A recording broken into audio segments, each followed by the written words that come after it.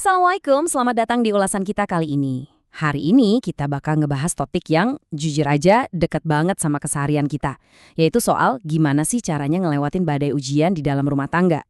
Kita sama-sama tahu lah ya, ngebangun keluarga tuh bukan cuma soal momen-momen indah pas liburan bareng atau sekedar makan malam romantis.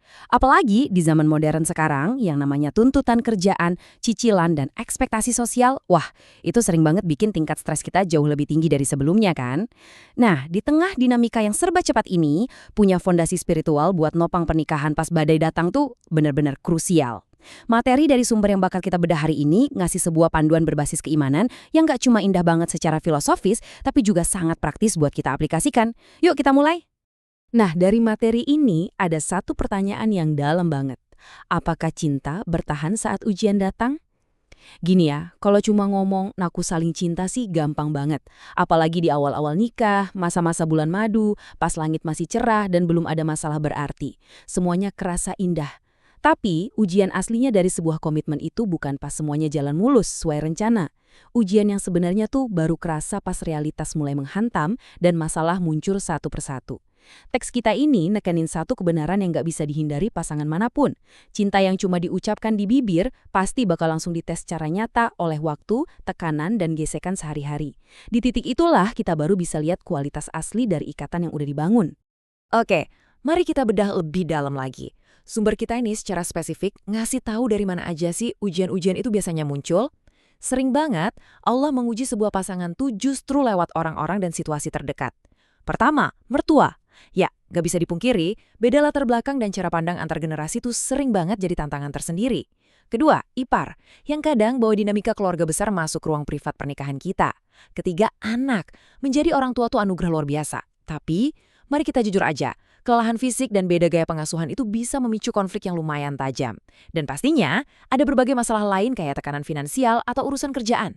Terus, kenapa sih ujiannya harus datang dari lingkaran terdekat? Sumber ini ngejelasin kalau itu tuh cara buat melihat kebenaran ikatan kalian. Konflik dari luar ini semacam alat uji, apakah masalah ini bakal dorong kalian makin bersatu? Atau malah bikin kalian balik saling nyerang dan pecah? Ini titik ujian yang krusial banget. Terus, apa sih bedanya rumah tangga yang akhirnya hancur sama yang bisa awet bertahan ngelewatin itu semua? Teks sumber kita ngasih perbandingan yang kontras banget. Emang gampang banget dan mungkin udah jadi insting manusia ya, buat langsung jatuh ke pola saling nyalain dan ngelampiasin emosi. Pas stres lagi numpuk karena urusan anak atau konflik sama keluarga, nunjuk jari ke pasangan tuh seolah jadi jalan pintas paling gampang buat buang rasa frustrasi. Padahal, rumah tangga yang kokoh tuh dibangun pakai cara yang sama sekali beda. Bahan bangunan utamanya itu kesabaran dan komitmen buat terus saling menguatkan.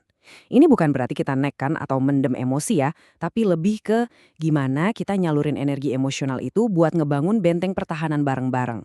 Daripada musuhan, pasangan yang kuat bakal milih buat saling nopang pas salah satu dari mereka mulai ngerasa goyah. Buat ngasih jangkar spiritual pada pola pikir ini, sumber kita ngutip sebuah dalil dari Al-Quran yang sangat agung. Coba dengerin baik-baik firman Allah ini. Wa ashiruhunna bil ma'ruf. Fa in karihtumuhunna fa asa an takrahu syai'a wa yaj'alallahu fihi khairan katsira. Ini adalah ayat dari surah An-Nisa ayat 19. Dan ini tuh bukan sekedar teks dari zaman dulu loh. Ini adalah cetak biru abadi yang ngatur psikologi paling dalam di sebuah rumah tangga yang relevansinya benar-benar melintasi zaman. Yang artinya kurang lebih begini. Pergaulilah mereka dengan cara yang patut. Jika kamu tidak menyukai mereka, maka bersabarlah. Karena boleh jadi kamu tidak menyukai sesuatu, padahal Allah menjadikan kebaikan yang banyak di dalamnya. Poin yang paling krusial tuh ada di frasa terakhirnya. Di kehidupan sehari-hari, normal banget kok kalau kita ngerasa capek, kesel, atau nggak suka sama kebiasaan atau situasi sulit yang ditimbulin sama pasangan kita. Tapi ayat ini nantang kita buat ubah sudut pandang secara radikal. Ayat ini ngajarin konsep psikologis yang luar biasa. Tepat di dalam kesulitan atau hal yang bikin kita kesel itulah, Allah mungkin lagi nanam kebaikan yang melimpah. Rasa sakit dan gesekan yang kalian alamin sekarang bisa jadi itu tuh pupuk yang lagi numbuhi kedewasaan, empati, dan kebijaksanaan yang berharga banget buat masa depan pernikahan kalian. Dan ini tuh ngasih gambaran brilian banget soal apa yang mesti kita lakuin secara praktis pas konflik beneran kejadian. Teks kita ngerangkumnya jadi 3 tindakan nyata. Pertama, rangkul. Pas pasangan bikin salah, insting kita mungkin pengennya ngejauh. Tapi justru di saat itulah kita harus narik mereka lebih dekat, ngasih rasa aman kalau cinta kita tuh nggak bersyarat. Kedua, nasihati dengan lembut. Masalah tentu harus diselesain, dan komunikasi itu kuncinya. Tapi ingat, nada suara dan kelembutanlah yang sebenarnya buka pintu hati, bukan argumen yang keras. Dan ketiga, hadapi bersama.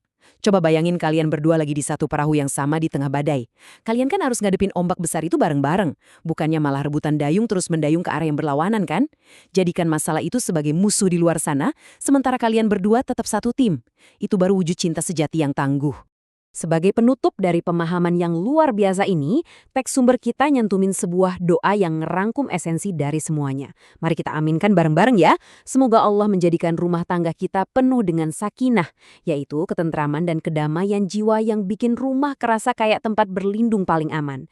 Semoga kita selalu dikasih kesabaran yang luas buat ngadepin berbagai bentuk ujian, dan selalu dihiasi dengan kasih sayang serta keberkahan yang tiada putus. Amin. Ini adalah visi akhir dari sebuah rumah tangga yang ideal. Bukan berarti rumah tangga itu kebal dan gak akan pernah diuji masalah loh, tapi rumah tangga yang berhasil nemuin cara buat ngeumbah setiap tetes ujian itu jadi samudra kedamaian dan kedewasaan. Jadi, ketika badai berikutnya datang menghantam, entah itu dari tekanan mertua, kesalahpahaman sama ipar, tantangan ngedidik anak, atau himpitan masalah finansial, apakah cinta kalian bakal jadi senjata yang malah ngelukain satu sama lain, atau bakal jadi perisai kokoh yang ngelindungin kalian berdua dari kehancuran? Pilihan itu dan kesabaran itu sepenuhnya ada di tangan kalian. Allahu a'lam bisyawab. Semoga konten ini bermanfaat. Jangan lupa sebarkan kebaikannya dengan tombol share dan dukung kami dengan like dan subscribe.